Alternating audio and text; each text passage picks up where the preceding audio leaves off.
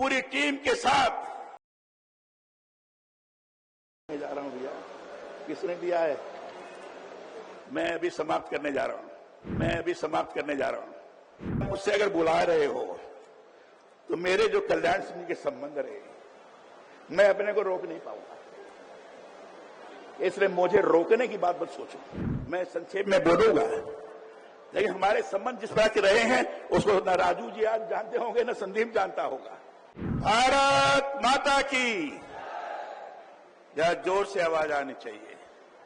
ये पता लगना चाहिए कि हम कल्याण सिंह जी के भूमि पर यहां विद्यमान हैं, इसलिए उसी प्रकार की बुलंद आवाज आनी चाहिए।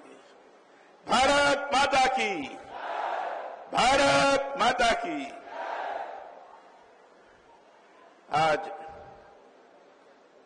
हिंदुत्व को जिन्होंने साकार स्वरूप प्रदान किया था, केवल पूरे हिंदुस्तान भर में ही नहीं तो दुनिया में एक विशेष प्रकार से उनके नाम की उक्ति हुआ करती थी। ऐसे स्वर्गीय कल्याण सिंह जी के चौथी पुण्यतिथि के अवसर पर यहां आए हुए हिंदुत्व को साकार रूप प्रदान करने की दिशा में सनातन की सहज रूप से लोगों के अंदर अनुभूति कराने की दृष्टि से जो सक्षम मुख्यमंत्री हैं, जिन्होंने अपने दायित्व का बड़ी कुशलतापूर्वक निर्वहन किया है, चाहे कानून व्यवस्था हो, चाहे प्रदेश का विकास हो, दोनों दिशा में जिन्होंने उत्तर प्रदेश को उत्तम प्रदेश बनाने के लिए लोगों का आह्वान किया है, ऐसे हमारे यशस्वी मुख्यमंत्री आदरणीय श्री योगी आदित्यनाथ जी। मंच पर विराजित जो बहन आपके बीच में आई, उमा जी, बड़ा पुराना हम लोगों का परिचय संबंध है।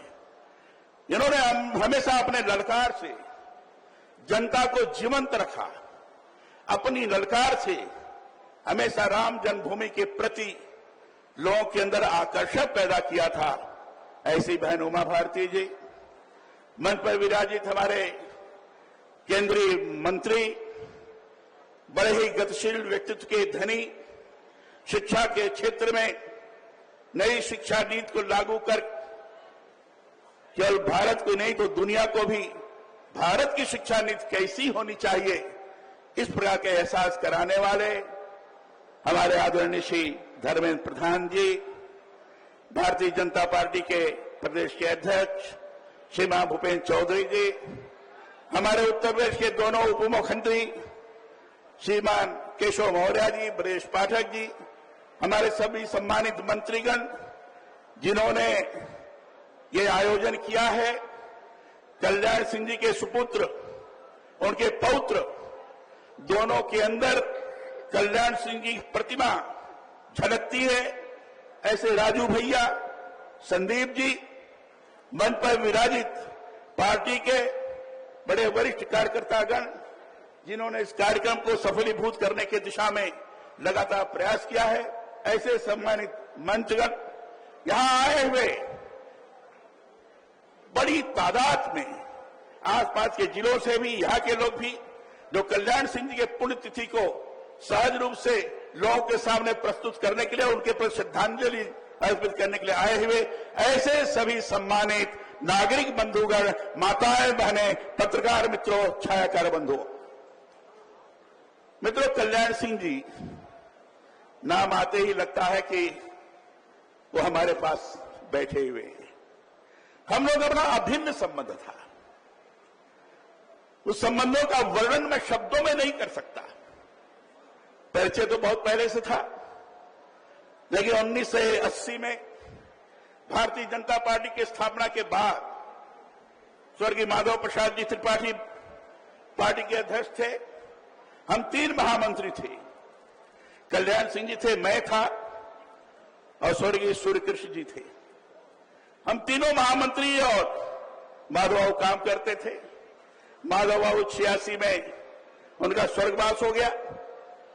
उसके बाद मैंने अपने नेताओं को अटल जी, सुंदर सिंह जी मंडारी, इन लोगों से विशेष आग्रह करके मैंने कहा कि अगर प्रदेश को नई दिशा प्रदान करनी है, प्रदेश के अंदर आम जनता के अंदर भारतीय जनता पार्टी के प्रति अगर विश्वास पैदा करना है तो कल्याण सिंह जी को उत्तर प्रदेश का अध्यक्ष बनाना चाहिए।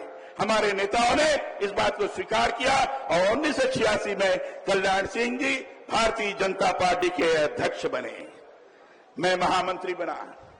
मुझे याद है भारतीय जनता पार्टी जब बनी थी तो भारतीय जनता पार्टी की स्थापना के पहले, क्योंकि स्थापना काल में मैं भी सहभागी रहा हूं, हर विचार विमर्श में मैं रहा हूं, और उस समय तय हुआ था पार्टी तो नहीं बनाई जाए, दोहरी संस्था का नाम लेकर जनता पार्टी में बाकी के नेता अलग होते जा रहे थे, अलग पार्टी बना रहे थे।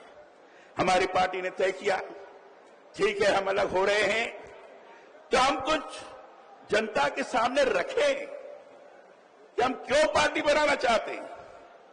तो हमारे नेताओं ने तय किया कि पहले हम घोषणा करें पंचनिष्ठाओं की, और वो घोषणा किया हमारी पंचनिष्ठाएं होंगी जिसके ऊपर भारतीय जनता पार्टी आधारित होगी।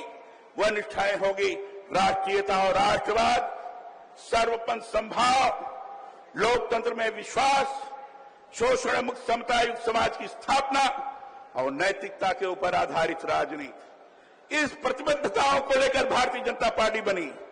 मैं और कल्याण सिंह जी जब आपस में विचार करते थे तो कल्याण सिंह जी ने कहा कलराज जी, पार्टी ने तो घोषणा की है पंचनिष्ठाओं की, हम लोग भी क्यों ना एक कर्मनिष्ठा की घोषणा करें। हमने कहा क्या करना चाहिए, तो अब मिलकर के तय किया, 5 नारे लगाए हमने, कल्याण सिंह जी ने। और कल्याण सिंह जी ने कहा गांव गरीब किसान, झुग्गी झोपड़ी का इंसान, गरीबों का कल्याण, महिलाओं का सम्मान और नौजवानों का उत्थान। ये 5 कर्मनिष्ठाएं श्रीमान कल्याण सिंह जी ने घोषित किया था और उसके अनुसार लगातार काम करते रहे। हम दोनों मिलकर पूरी टीम के साथ लगातार काम करने में किसी भी प्रकार का, मैं करने जा रहा हूं भैया, किसने दिया है, मैं अभी समाप्त करने जा रहा हूं।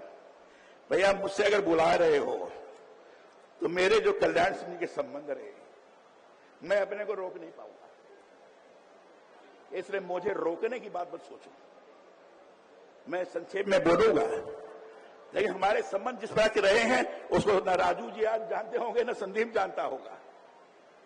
बहुत अभिन्न संबंध था, परस्पर इतना जबरदस्त विश्वास था कि कोई बात होती थी तो कहते थे कलराज जी से पूछ लो, मैं कहता था कल्याण सिंह से पूछ लो। मुख्यमंत्री और अध्यक्ष दोनों के बीच में इतना परस्पर का संबंध पूरा हिंदुस्तान याद करता है, पूरा हिंदुस्तान कहता है कलराज और कल्याण सिंह की जोड़ी एक अद्भुत जोड़ी है। उस समय कल्याण सिंह जी कहते थे कलराज होगा तब कल्याण होगा, इतना जबरदस्त विश्वास था। ऐसे कल्याण सिंह जी के पूर्व उनके मृत्यु के पश्चात मन में बड़ी पीड़ा हुई थी। वो राज्यपाल थे, उनके स्थान पर मैं गया, राजस्थान में मैं भी राज्यपाल रहा। रोज बीमारी के अवसर पर रोज मैं फोन से राजू से बात किया करता था, क्या स्थिति है।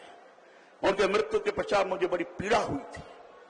कल्याण सिंह नहीं रहे, वह आदर्श स्वरूप देखने को नहीं मिलता है। इसलिए आज उस प्रकार के व्यक्तित्व जिन्होंने हिंदुत्व को प्रखर किया, जिन्होंने राम जन्मभूमि आंदोलन के अंदर जेल में भी जाकर हम सब लोगों को कार्य करने की दृष्टि से आगे बढ़ाया, जिन्होंने दुनिया के अंदर भारत का स्वाभिमान क्या होता है, उत्तर प्रदेश का स्वाभिमान कैसा है, इसको दर्शित कराने का प्रयास किया। ऐसे कल्याण सिंह जी की आज पुण्यतिथि है।